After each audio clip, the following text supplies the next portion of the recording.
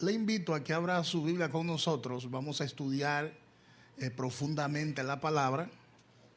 Y le invito a que abra su Biblia con nosotros en el Evangelio según San Mateo, capítulo 13, desde el versículo 1.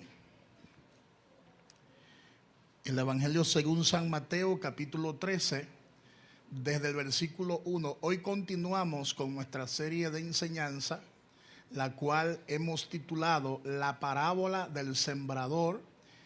Y en la enseñanza anterior estuvimos poniendo una buena introducción, estuvimos poniendo un buen fundamento para que entonces podamos entender lo que viene a continuación. ¿Cuántos estuvieron en la enseñanza pasada, hace ya 2 semanas atrás? Amén. Aquellos que no tuvieron, pues en la enseñanza pasada pueden ir a las redes, a YouTube, y ahí está completa para que pueda entender, ¿verdad?, todo lo que es el consejo de Dios de forma completa, porque si hago un resumen, pues entonces voy a ocupar un poquito de tiempo y no voy a desarrollar lo que quiero desarrollar hoy. Amén. A veces hacemos un resumen y por ahí nos vamos y duramos 40 minutos en el resumen nada más. Entonces vamos a avanzar con lo que es la enseñanza de la palabra. Mateo capítulo 13, versículo 1 en adelante, la palabra de Dios la leemos en el nombre de Jesús. En el nombre de Jesús. Aquel día salió Jesús de la casa y se sentó junto al mar. Y se le juntó mucha gente, y entrando él en la barca se sentó, y toda la gente estaba en la playa. Diga conmigo, toda la gente estaba en la playa. Se parece mucho a este lugar, ¿verdad? Toda la gente estaba sentada en la playa. Y les habló muchas cosas por parábolas, diciendo: he aquí el sembrador salió a sembrar. Y mientras sembraba, parte de la semilla cayó junto al camino, y vinieron las aves y la comieron. Parte cayó en pedregales donde no había mucha tierra, y brotó pronto, y porque no tenía profundidad de tierra, pero salido el sol, se quemó, y porque no tenía raíz, se secó. Y parte cayó entre espinos, y los espinos crecieron y la ahogaron. Pero parte cayó en buena tierra, diga conmigo, en buena tierra, y dio fruto, cual al 100, cual a 70 y cual a 30 por 1. El que tiene oídos para oír, oiga. El que tiene oídos para oír, oiga. Dígale al que está a su lado, los oídos son los oídos espirituales. Porque la expresión el que tiene oído para oír, que oiga, no se está refiriendo a los oídos físicos solamente, sino que más bien se está refiriendo a los oídos y a los sentidos espirituales. Porque hay muchas personas que escuchan la palabra, pero escuchan la palabra con sus oídos naturales y apelan a la lógica, apelan al razonamiento, apelan a la gramática, apelan a la letra. Entonces no entienden lo que la palabra de Dios le quiere decir. Y escuchan la palabra con oídos prejuiciados. Pero la palabra está diciendo: el que tenga oído para oír, que oiga. El que ha nacido del agua y del espíritu y que tiene sus oídos habilitados, que oiga la palabra. ¿Cuántos dicen amén? ¿Cuántos dicen amén? De manera que en esta hermosa oportunidad vamos a estar estudiando durante el transcurso de toda esta enseñanza. Vamos a estar analizando profundamente los distintos tipos de terrenos.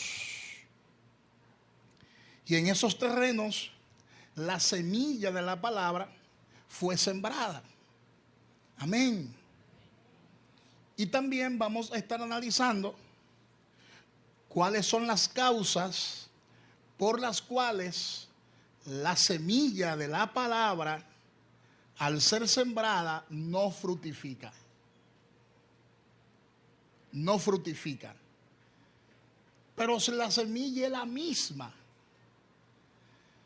si la palabra tiene esa característica de transformar a la gente, si la palabra tiene la característica, la sustancia para transformar la mentalidad de una persona, ¿por qué algunos son transformados y por qué otros no? Porque en algunos la palabra da su resultado y en otros no. Todo eso lo vamos a estar analizando profundamente en esta serie de enseñanza. Porque hay muchas personas que lamentablemente no dan frutos. Tienen años en el Evangelio, pero el Evangelio no está en ellos. Tienen años escuchando la palabra de Dios, pero la palabra de Dios no ha encontrado oportunidad o cabida en ellos. Tienen un tiempo congregándose, levantando sus manos, adorando a Dios, pero la palabra del Señor no ha transformado su manera de pensar, su manera de ver las cosas. Y en la enseñanza pasada estuvimos definiendo de una manera clara qué es una parábola. Amén. Básicamente una parábola es la narración de un suceso real o inventado del cual se extrae por comparación una verdad importante o una enseñanza moral. Podemos decir básicamente que una parábola es una historia terrenal con una enseñanza celestial o espiritual.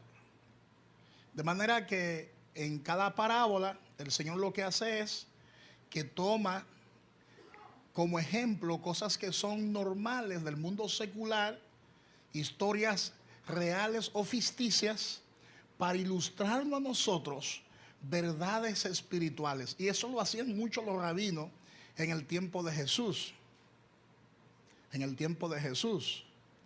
Porque los judíos todavía actualmente creen en un montón de cosas. De hecho, en el tiempo de Jesús existían dos escuelas principales, dos líneas filosóficas. Es como decir, existían dos universidades.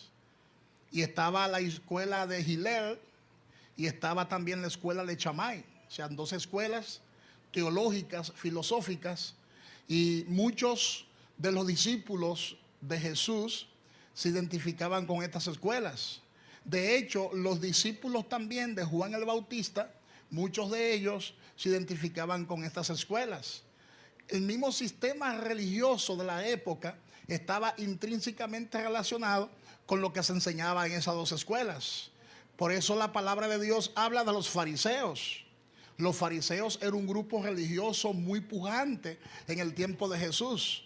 También la palabra de Dios habla sobre los saduceos. Entonces, unos creían en la existencia del mundo espiritual, como son los ángeles, como son los serafines, los querubines, los demonios, mientras que otros no creían en esas cosas. Habían dos grupos, había una división. Unos creían en demonios y en ángeles, y otros simplemente negaban la existencia de los mismos. Y el pueblo estaba invadido con este tipo de creencias y de fábulas. De hecho, cuando Jesús comenzó a caminar por encima del agua, sobre las aguas, los discípulos pensaban que estaban mirando fantasmas. ¿Por qué? Porque la descripción que se le daba a las cosas espirituales, sobrenaturales, era esa. Cuando las personas veían algo de esa manera, de esa naturaleza, decían, es un fantasma que estoy mirando. Y esa creencia estaba arraigada en el pueblo hebreo, que posteriormente se convirtió en el pueblo judío. Todas esas tradiciones estaban sembradas en los corazones de ellos. También estaban los herodianos, un grupo político y a la misma vez con un matiz religioso. Estaban los celotes, que era parecido a la izquierda de este tiempo. Tú sabes, los grupos de izquierda, allá en Cuba, se empoderaron de esa isla. En Venezuela ahora también un grupo de izquierda, los llamados socialistas. Pues en el tiempo de Jesús esos grupos existían. Los celotes eran los izquierdistas en el tiempo de Jesús. Y los celotes se armaban hasta los dientes. De hecho, Judas Iscariote se cree que era celote.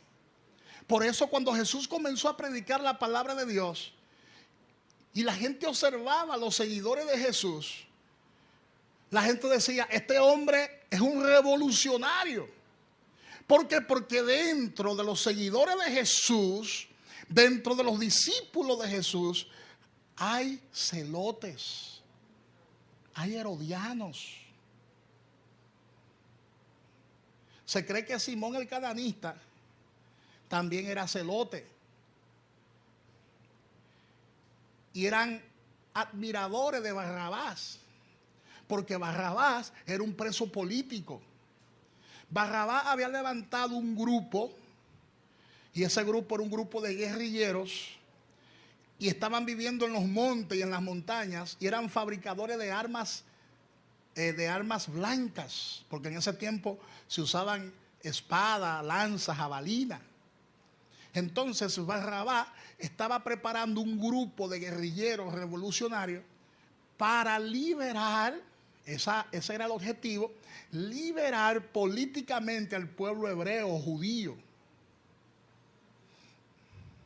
del yugo romano. Entonces Barrabás era un preso político y no era una persona mala, sino que se veía como un héroe.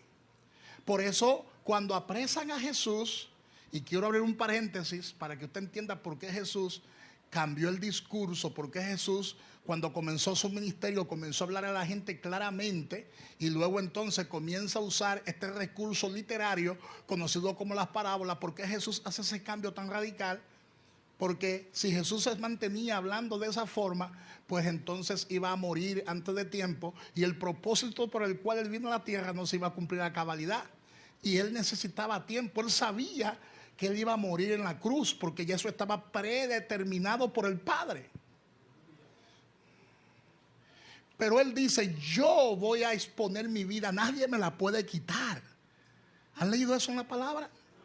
Nadie me la puede quitar, soy yo el que la voy a exponer. Soy yo el que me voy a entregar, soy yo el que voy a entregar mi vida, porque ningún hombre tiene la capacidad o la facultad para quitármela. Y era verdad, porque en él no había pecado. Y el pecado es lo que te mata. El pecado es lo que te limita físicamente y espiritualmente. Y como en él no había pecado, la muerte no tenía potestad sobre él. Porque lo que te mata es el pecado. Porque la paga del pecado es muerte. Entonces, cuando apresan a Jesús, se armó un complot muy fuerte políticamente hablando. No es algo tan sencillo. En la película se ve como muy sencillo, pero el movimiento era fuerte. Mira, la palabra dice que en una ocasión Jesús le dio de comer a 5,000 hombres, sin contar las mujeres, que siempre han sido más, y sin contar los niños, que son un montón. Se cree que ese día comieron más de 20,000 personas. Ahora, esas 20,000 personas estaban siempre siguiendo a Jesús. Se sentaban en la arena de la playa, se sentaban en las gramas para escuchar sus enseñanzas. Para escuchar sus enseñanzas.